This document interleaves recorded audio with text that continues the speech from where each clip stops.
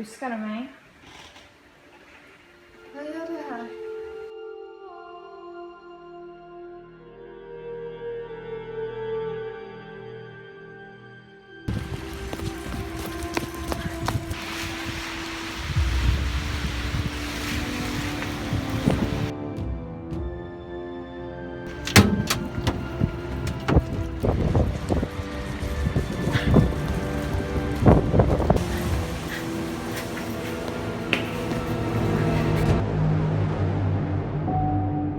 Overalt lever papirløse mennesker.